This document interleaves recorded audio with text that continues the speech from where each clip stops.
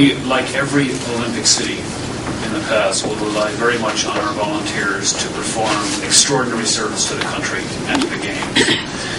And we will, by the time the Games have started, we will have done everything humanly possible to fill that team with an extraordinary spirit, which they, by the way, already have.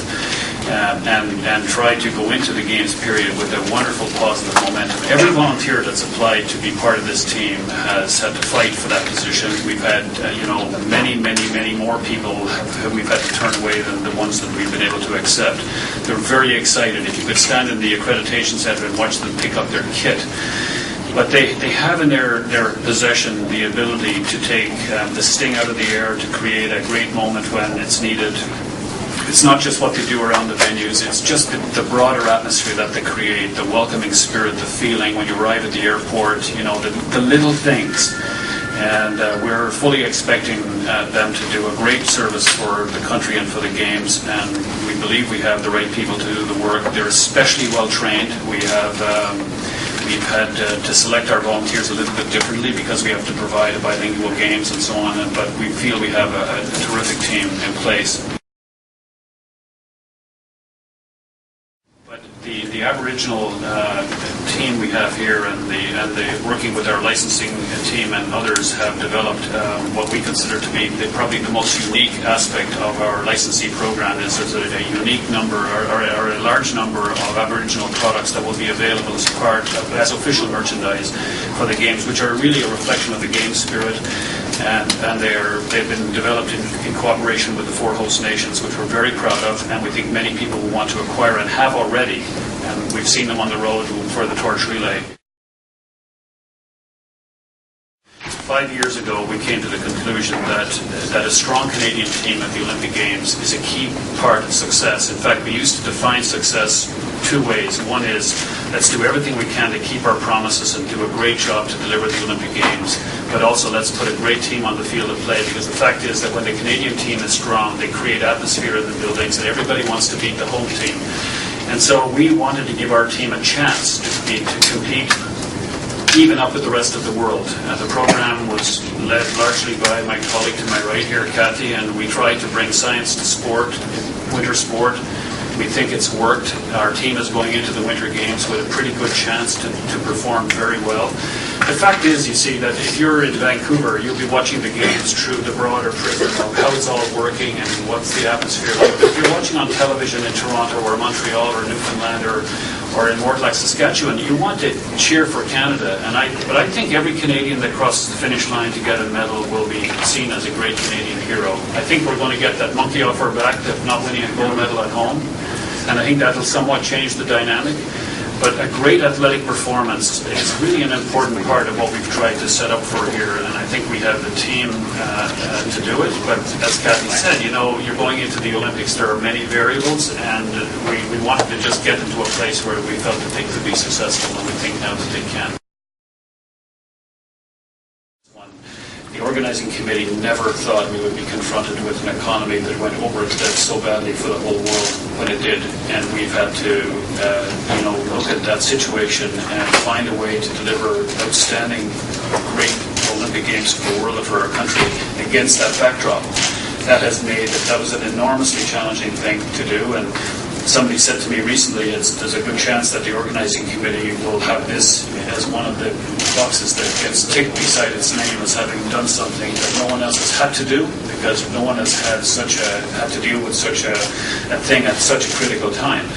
Having said that, and having seen what happened and how difficult it was to deal with, I think it made a better organization out of this one. I think it made our team sharper and more focused. It made us more resilient, more creative. And we are well staged to deliver the Olympic Games for the budget that we have. I mean, that to us was always our priority. We didn't really, it wasn't a particularly enjoyable part of the exercise, but we've got it done, I think. We have a little bit of time to go. But all of the other challenges that we have faced along the way are challenges that organizing committees face and have to overcome. And we've tried to do things that are very difficult for a country like Canada because we're so big. The idea of trying to bring the entire country inside of the Olympic envelope, the torch relay in and of itself is one of the biggest events ever staged in Canada, but we made a commitment to share the Olympic Games with the whole country. anything less than 106 days of exhaustion was not going to be acceptable for us. It's challenging. All of it was challenging. But, the 28th of February, the games will be over, we'll be exhausted, we should be. But this thing that happened with the economy was quite a phenomenon to deal with, and very proud of the team and how hard they have worked to live up to the expectation the country has of them. No, we've had enough time. Thank you. Go ahead. In July of 2003, we made a pretty strong commentary about trying to finish venues early. I don't think we really realized, or even ourselves, the value of that, of what we had actually said. We, at the time, I think, were trying to make a good impression that we were going to get on with it, that we'd done a good job of planning, that we knew where we wanted to put everything, and we were ready to go. We wanted to feel that we were ready to get on with it. The fact that we did get on with it, and we got them built, and we got them built for the budget we had, and we got them built early, has made an enormous difference to us to be able to navigate what we've been through for the past 2 years with the economy. If we'd had to deal with venue issues during that same time, I think it would have been very, very challenging. Infinitely more challenging than it was. There's two things, though, Brian. This was a double-barreled thing we did. We wanted to do those venues because clearly if they're finished early, you've reduced complexity, you've probably reduced cost. But the fact of the matter is we wanted the Canadian team to get access to the venues. We wanted them to be properly tested. We wanted to know that every venue met the highest standard. We've had all the World Championships and World Cups and so on as a result of that. So I think we set the stage for the success we're looking for. So it was a big boost to the project in a very broad way, not just construction. It's been extraordinarily moving to be out there and see what's happened. I just described for you one particular situation. I was in the command vehicle with our team for the final 2 hours before the Olympic flame arrived in Winnipeg. I'm not sure of the exact numbers, but I would be surprised if for those 2 hours there weren't between 50 and 100,000 people on the side of the road. It was minus 20. When we got to the stadium, that had been set up, and we got to the stage, and they had been in that area for a couple of hours already. The temperature, it was very cold, and when we got around to the stage and got up on the stage, we could not see the back of the crowd, and the crowd was beyond 20,000. And the crowd stayed not just through the arrival of the flame and the show that followed it, but they stayed for most of the evening. And it was really, for us, the most extraordinary demonstration of how badly the country wants this to be a great success. I think what we're talking about right now is trying to create the right atmosphere. I mean, we're talking about stuff we're not really sure that waits will necessarily that long. What we are really trying to do is to get everybody to a place where they understand the role they can play to do two things: have a great experience of their own and help us deliver great games. And I think if people embrace the plans as they've been laid out and look at what it is that we've asked them to do, we think this will all work.